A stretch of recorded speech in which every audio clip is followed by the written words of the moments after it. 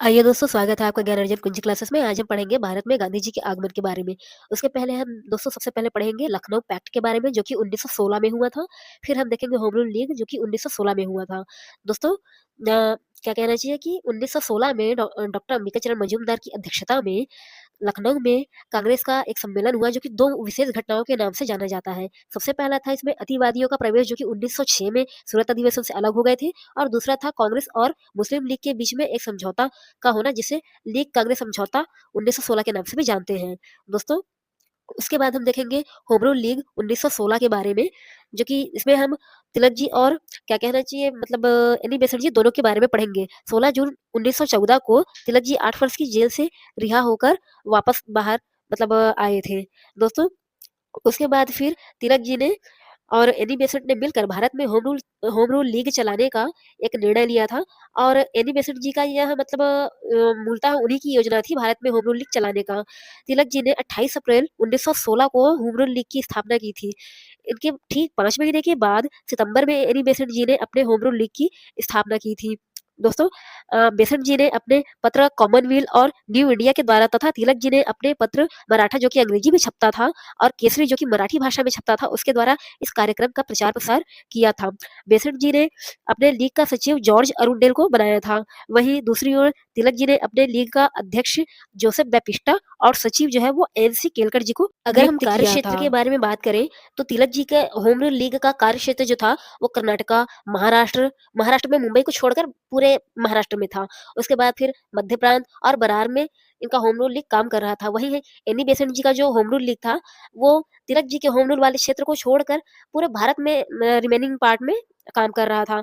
Annie Besant जी के home rule league की सर्वाधिक शाखाएं अगर हम देखें, तो वो मद्रास में खोली गई थी, लेकिन लीग का जो सर्वाधिक सक्रियता या उनके जो काम करने का जो सर्वाधिक क्षेत्र था, वो मूलतः मुंबई, उत्तर प्रदेश के कुछ क्षेत्र और गुजरात के ग्रामीण क्षेत्र थे।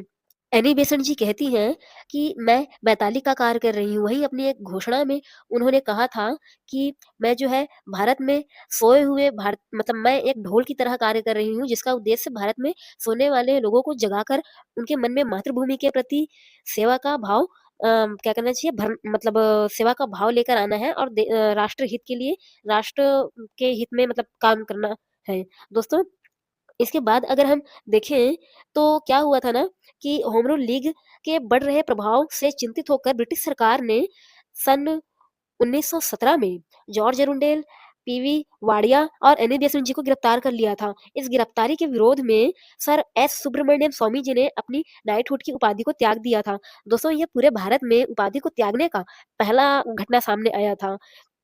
और एनिमेशन के बारे में हम देखें, तो एक प्रसिद्ध नाटककार जो है जॉर्ज बर्नार्ड शॉ, वे अपने इसमें लिखते हैं, उनके कार्यक्षमता, एनिमेशन की कार्यक्षमता के बारे में लिखते हैं कि वह स्त्री होकर भी 3 आदमियों के बराबर कार्य कर सकती है। एनी बेसेंट जी को गांधी जी ने बसंत देवी की उपाधि दी थी। वहीं एनी बेसेंट जी अपने लेखन कार्य के क्षेत्र में अजैक्स नाम से कार्यरत थी, उनको लेखन के क्षेत्र में अजैक्स नाम से जाना जाता है। दोस्तों, जब एनी बेसेंट जी को अंग्रेजों ने जेल में डाल दिया था, तब उनका जो ये क्या कहना चाहिए लीग है, होम रूल लीग, वो जो है नेतृत्व विहीन हो गया।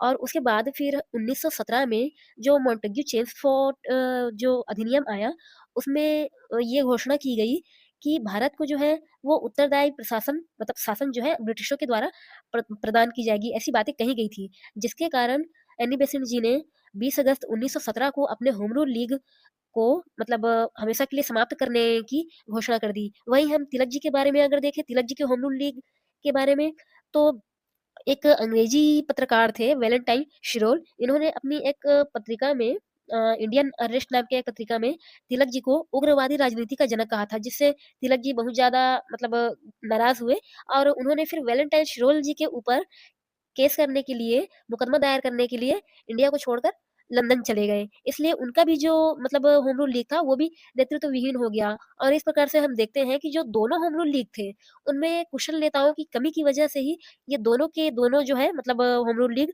बंद हो गए। दोस्तों, इसके अलावा हम ये भी देखते हैं कि गोपाल कृष्ण गोखले जी के जो सर्वेंट ऑफ इंडिया सोसाइटी थी, उसके सदस्यों को होम रूल लीग में शामिल होने के लिए उनको शामिल नहीं किया जाता था इस लीग में। दोस्तों, अब हम पढ़ेंगे हमारे गांधी जी के बारे में। पहले इनको दक्षिण अफ्रीका में हम पढ़ेंगे, फिर गांधी जी को इंडिया में तो पढ़ेंगे ही। महात्मा गांधी जी का जन्म 2 अक्टूबर 1869 में गुजरात के पोरबंदर जिले में हुआ था। गुजरात के एक व्यापारी दादा अब्दुल्ला जी का मुकदमा लड़ने के लिए गांधी जी 1893 में दक्षिण अफ्रीका पहुंचे थे। 1894 में गांधी जी ने वहाँ एक नटाल कांग्रेस की स्थापना की थी। दोस्तों, दरअसल गांधी जी ने जब मतलब ये पहुंचे अफ्रीका, तब उन्होंने देखा कि जो भारत के मज़दूर थे या एशियाई मज़दूर जो थे, उनके साथ किस तरह से अफ़्रीका में रंग-भेद की नीति अपनाई जा रही है या उन्हें काम तो करवाया जा रहा था, लेकिन उनका जो रहने का जगह था, वो मतलब उनके रहने के लायक नहीं था। कहते हैं कि उसका स्तर काफ़ी ज़्यादा निम्न था, जिससे वहाँ के मतलब रहने वाले लोगों को काफ़ी समस्याएँ हो रही थी और उनके साथ पक्षपात या भेदभावपूर्ण नीति अपनाई जा रही थी या उत्पीड़न मतलब कह सकते हैं कि एक हिसाब से उन्हें उत्पीड़ित किया जा रहा था। तो जब गांधी जी ने ये सब चीज़ें को देखा और उनका एनालिसिस किया तो उन्हें बिल्कुल भी इस इसमें मतलब बारे में उन्हें अच्छा नहीं लगा। तो गांधी जी ने फिर यह निश्चय किया कि वो भारतीय मज़दूरों को उनका अधिकार दिलाकर रहेंगे और मतलब उनके अधिकार को दिलाने के लिए उन्हें जागरूक करेंगे और उन्हें संगठित करेंगे। इसलिए उन्होंने 1894 में वहाँ नटाल भारतीय कांग्रेस की स्थापना की थी। दोस्तों, उसके बाद फिर हम देखें संगठन की स्थापना करने के बाद गांधी जी ने ब्रिटिश अफ्रीका के सरकार को मतलब सॉरी दक्षिण अफ्रीका के सरकार को कई बार मतलब प्रार्थना पत्र भेजे कि भारतीयों की स्थिति में सुधार के लिए वो कोई कार्य करें। इसके अलावा गांधी जी ने ब्रिटेन को भी इस संबंध में कई प्रार्थनाएँ पत्र भेजी कि वे भारतीयों की स्थिति के सुधार के लिए वहाँ काम करें क्योंकि उस समय जो था वो भारत ब्रिटेन का उपनिवेश था। तो ब्रिटेन के मतलब ब्रिटेन सरकार की यह ज़िम्मेदारी थी कि भारतीयों के साथ अफ्रीका में किसी भी तरह का कुछ भी भेदभावपूर्ण नीति होता है या उन्हें किसी भी तरह से उत्पीड़ित किया जाता है या उनके साथ किसी भी तरह का कोई भी मतलब क्या कहना चाहिए अनवांटेड एक्टिविटी की जाती है, तो उसके लिए ब्रिटिश सरकार ज़िम्मेदार है। तो वो कोशिश करे कि भारतीयों को मतलब स्थिति में सुधार लाया जाए। लेकिन उनके इन प्रार्थना पत्र का कोई विशेष ज़्यादा प्रभाव पड़ा नहीं। दोस्तों, उसके बाद हम देखते हैं कि 1899 में गांधी जी ने एक भारतीय एम्बुलेंस कॉर्प्स का गठन किया था, जिसके लिए उन्हें 1915 में ब्रिटिश सरकार के द्वारा केसरी हिंद की उपाधि दी गई थी। दरअसल दोस्तों, इस कॉर्प्स के अंतर्गत गांधी जी ने और भारत के कई सारे लोगों ने इस संगठन के अंदर कार्य करते हुए युद्ध के दौरान जो भी ब्रिटिश सेना जख्मी हो रहे थे या घायल हो रहे थे, उनकी खूब सेवा की थी। जिसके लिए उन्हें मतलब 1915 में केसरी हिंद की उपाधि से नवाजा गया था। गांधी जी ने दक्षिण अफ्रीका में 1903 में इंडियन ओपिनियन नामक समाचार पत्र का प्रकाशन किया था और 1904 में डरबन में फिनिक्स फॉर्म की भी स्थापना की थी। दोस्तों, गांधी जी के जीवन का पहला जो सत्याग्रह था, उसके बारे में अगर हम देखें तो वो 1906 में हुआ था और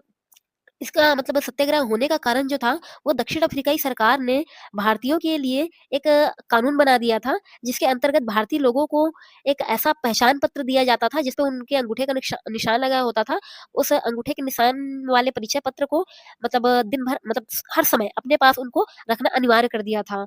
तो गांधी जी ने इसके खिलाफ एक वो किया आंदोलन किया और मतलब इसका पूरे दक्षिण अफ्रीका में विरोध किया गया। काफ़ी सारे भारतीयों ने इसमें गांधी जी का साथ भी दिया। उसके बाद फिर हम देखते हैं दोस्तों 1907 में गांधी जी ने जो है वह प्रवासी भारतीयों पर प्रतिबंध के खिलाफ सत्याग्रह किया। दरअसल दोस्तों, इस समय क्या हुआ था ना कि मतलब जो दक्षिण अफ्रीकाई सरकार थी, उन्होंने भारतीयों के प्रवेश को रोकने के लिए ये भारतीय प्रवासी प्रतिबंध वो एक नियम लेकर आए थे, जिसके अंतर्गत वो भारतीय को प्रवेश को रोकना चाहते थे।